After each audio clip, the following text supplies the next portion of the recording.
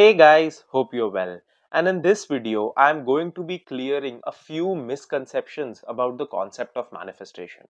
Now, this video can actually be 1 hour long because I can have so many of these because I have seen over a period of time that there are so many pieces of content that we can get into, which a lot of times can be quite confusing.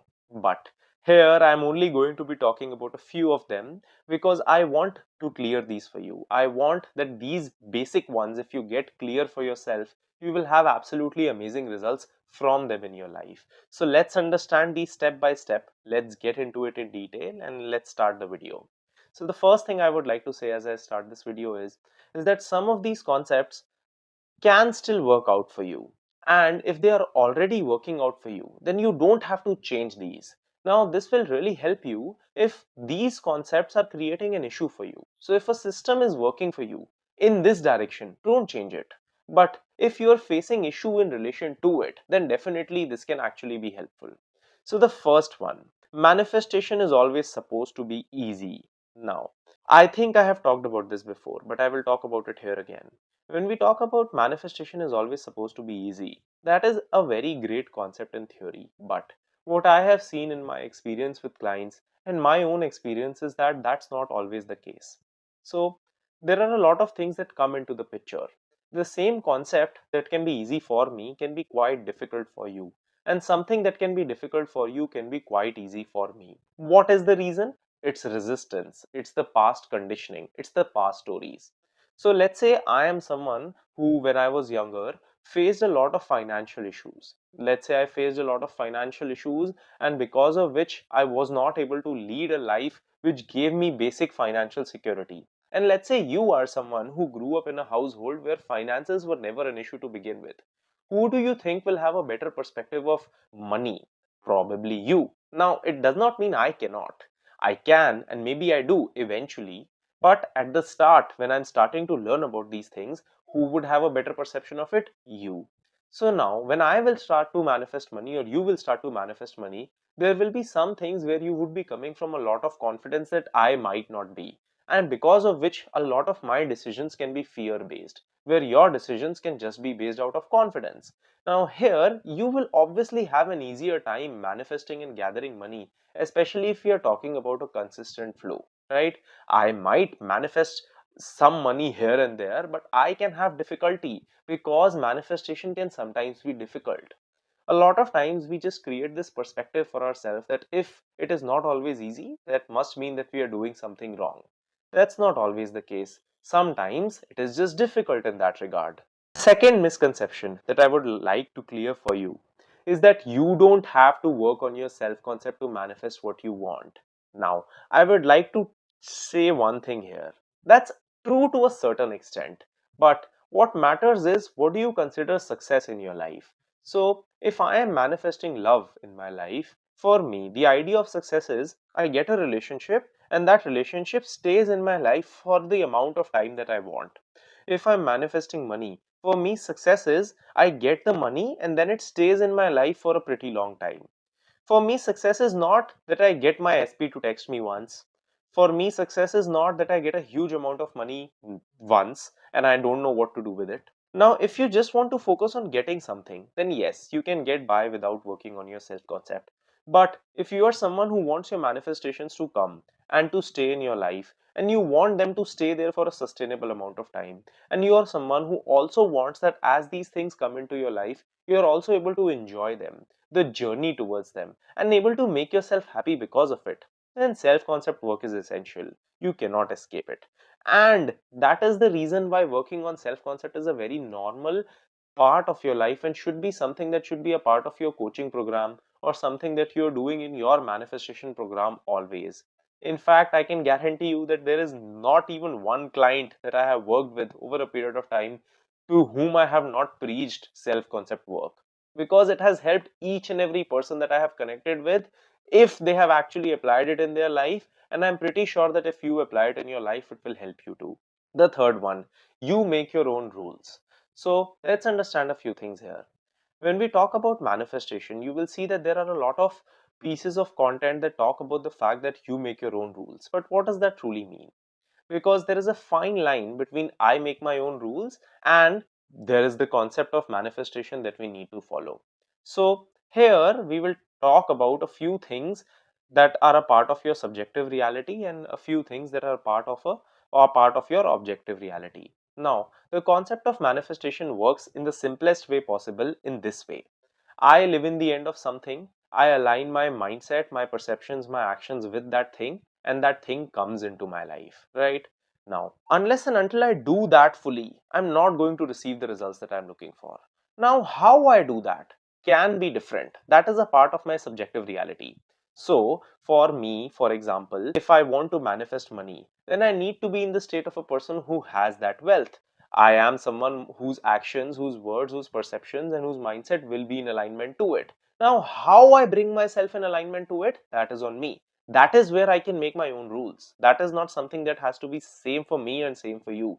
But me having to be in alignment is an essential thing, right? Let me tell you why this is here and why I call this a common misconception that you make your own rules. I have seen a lot of people manifesting a specific person or love who are desperately chasing their person and then telling themselves that I make my own rules, so this chasing doesn't matter. When on a larger scale, it does.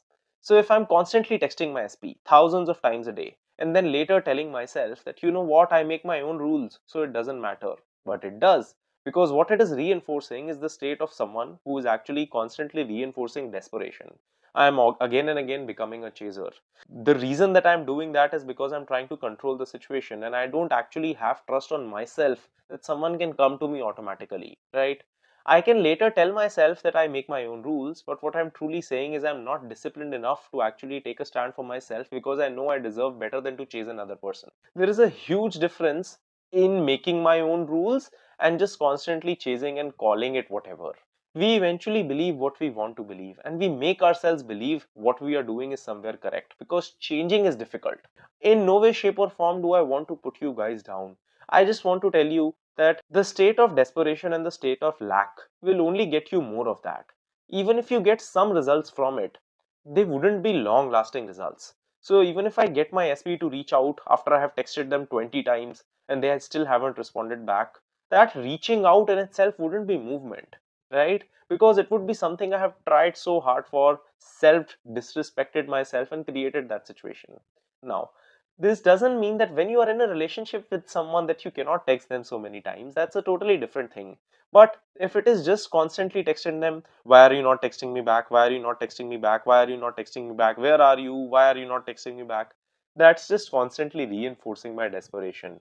So yes, you make your own rules in how you make yourself feel, the things that you need to feel and the person that you need to be in order to get what you want.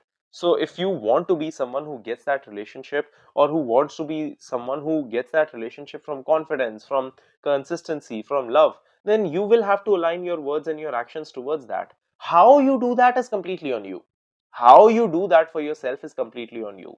If sitting on a mountain and affirming makes you feel that way, that's great. If just focusing on yourself and self-care makes you feel that way, that's great. That's where you absolutely make your own rules, and what makes me feel loved might not make you feel loved, right? But don't chase someone and then tell yourself that the reason that I did this is because I make my own rules. No, you are doing it because you don't want to change that action because it somewhere makes you feel validated. But that action is not really helping you, my friend. I can guarantee you that because it has never helped anyone. Chasing another individual has never helped anyone. If it would have helped you, you would have gotten the results by now. So, one thing you will also see in all these stories that I post and any success story is that you know what I was chasing, then I stopped and then results came to me.